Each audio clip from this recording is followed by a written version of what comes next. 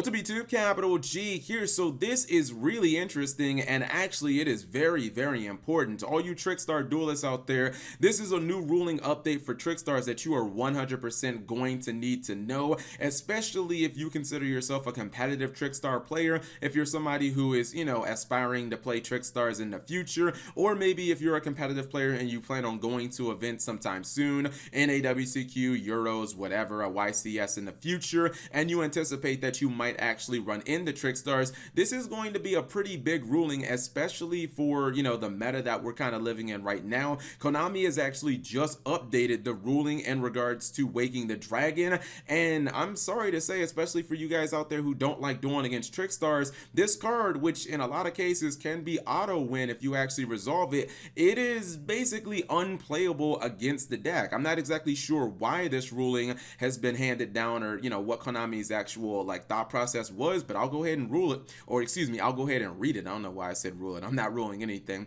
It says Trickstar light stage targeting opponent set Waking the Dragon. Then at the end phase, the set Waking the Dragon will be sent to the graveyard, and so the Waking the Dragon cannot activate its effect to special summon. This is freaking huge, and honestly, I don't quite understand why Waking the Dragon doesn't activate if it's sent to the graveyard by an opponent's Trickstar light stage, but that apparently is the ruling, and yeah, it kind of cripples this card in the matchup. And what's really interesting is, much like a lot of other decks in the format, Waking the Dragon was a card that, if triggered, was actually kind of auto win against Trickstars, but it was actually even better against Trickstars than some of the other decks because, Trickstar Reincarnation, or excuse me, Trickstar Light Stage. I don't know why I always say Reincarnation when I mean Light Stage. Trickstar Light Stage is a card that Trickstars really want to get to 99% of the time turn one. It's the reason why they run 3 copies of it. It's the reason why they'll search it a lot of times from Candina, and why they play 3 copies of Terraforming. So generally, if a Trickstar player goes first, you can kind of pencil them in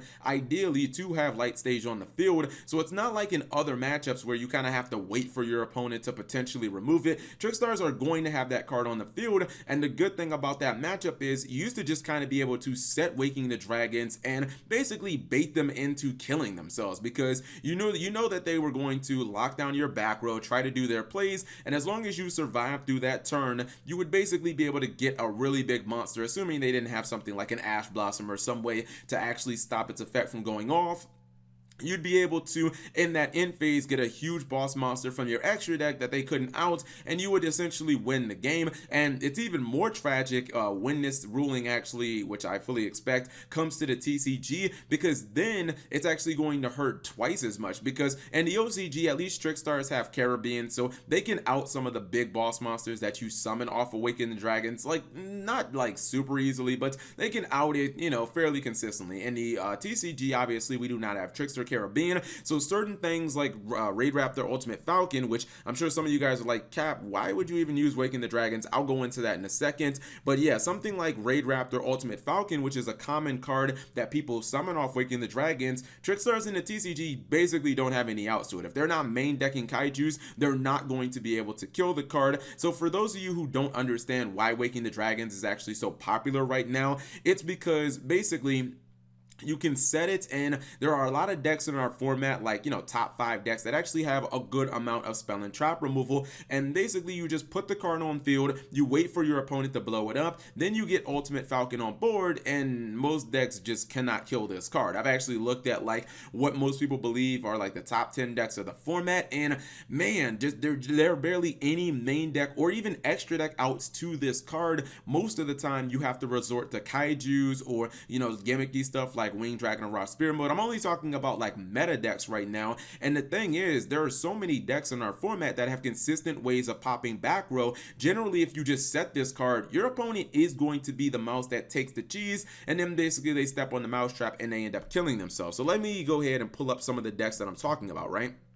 So if you're playing against True Draco, and honest to God's truth, this actually happened, I believe, in the top 8 of my my tournament, my Twitch tournament over the weekend. It was a True Draco mirror match, and one of the guys activated, or he tributed one of the True Draco continuous spells in a mirror match, and he ended up popping his opponent's lone face down spell or trap. It happened to be Waking the Dragon. He summoned the Ultimate Falcon, and the game was basically over. He could not kill the Ultimate Falcon, and it was unfortunate because he he was 100% going to win the duel. He was like +5 at the time, but this card just ate up all his resources. And if you guys don't know about Ultimate Falcon, it's a 3500 attacker that is unaffected by all other card effects, so it's a really big fucking beater. And then in addition to that, like, you can't Dark Hole it, you can't Regeki it, you can't use any monster effects to kill this thing. You basically have to be able to kill it in battle. And actually it's interesting, right, because a lot of like the lower tier decks or the rogue decks, you know, some of the decks I can think of off the top of my head, like Battery Man, where I play Honest, or,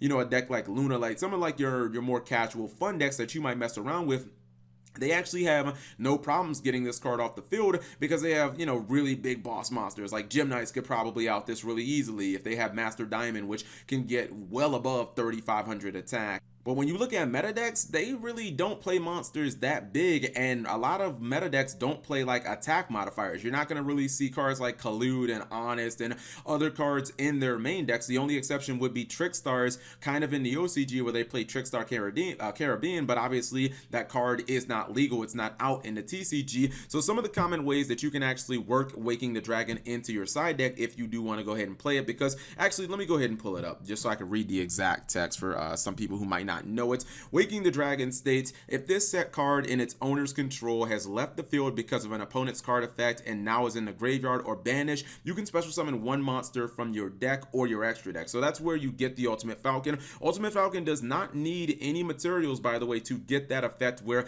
it's immune to card effects. And even if your opponent, or let's just say that your opponent does blow up your Waking the Dragons and you happen to have a monster in your extra monster zone and it's clogged up by a Synchro or an Xyz, then you just go ahead and you summon one of your good monsters from your extra deck. It ends up being a 1-for-1 in that case. But some of the common ways that like these meta decks will pretty much be playing into this card is if a True Draco deck has spells, like the True Draco continuous spells, if they tribute these, obviously they pop back row.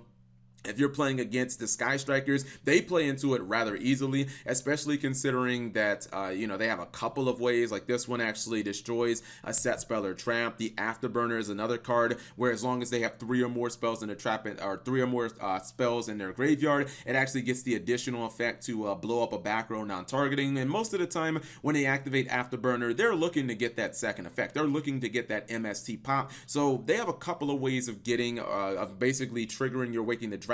My Altergeist, Milusi, if you just kind of leave it back there, most of the time the Altergeist player will kind of take the bait. Spiral Super Agent pops it, Spiral Tough pops it, Spiral Sleeper pops it. If you just set this card, I guess, as your one, you know, lone back row, maybe you can get a Spiral player to pop it with Sleeper, and then you can get your big monster, and they probably just won't have any ways of actually killing this. It might take you a couple of turns to actually out their board, but I don't think that they're going to have a way of killing this. And there are a couple of examples of decks that hypothetically can out the Ultimate Falcon without having to use like a Kaiju or Winged Dragon Raw Spear mode. For instance, the Sky Strikers, if they get, I believe Kagari, she gets 100 attack for each spell. So yeah, if your opponent gets 21 spells in the graveyard, then they can actually attack over the Ultimate Rory Falcon. But you understand what I'm saying when it's just so difficult for them to actually do that. Like, it's so difficult for these meta decks to do it, and it's really unfortunate because it should have been a way to really bait Trickstars into killing themselves, but now this card is unplayable in that matchup. And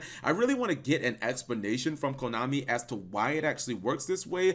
But besides that, I think the question now becomes, should we continue the run Waking the Dragon in our side decks? And maybe you're late to the party, you didn't quite understand this card, all of its applications and uses. Should you even consider running the card? I guess that's maybe the question you're asking yourself. And in my personal opinion, my answer is 100% positively, absolutely, hell yes. I still think that Waking the Dragons is a fantastic card. It is a little gimmicky, but there are so many decks in the format that just play right into it. And honestly, if you can get that Ultimate Falcon on field against most meta decks, they just don't have the, like, they don't have the tools to get rid of it. Most decks are just not equipped to deal with this card, especially if they have not brought in Kaijus. Essentially, the only way to out it is basically to attack over it, which is very difficult considering it's a 3500 attack monster, or tribute it. I think that, yes, we did establish it's kind of unplayable against Trickstars now. It used to be great against them, but now you can't use it. I think it's actually very similar to something something like Ghost Reaper and Winter Cherries, where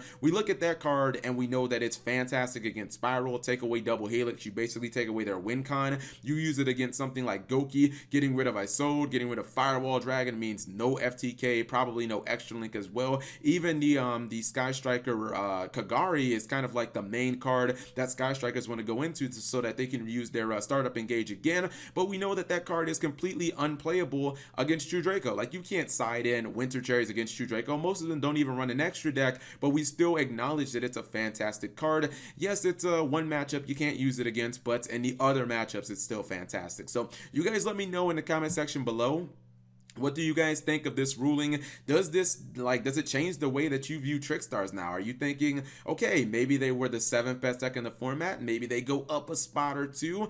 Anyways, leave it in the comment section below. Thank you guys for watching. As always, subscribe if you have not already and turn on that notification bell for daily videos.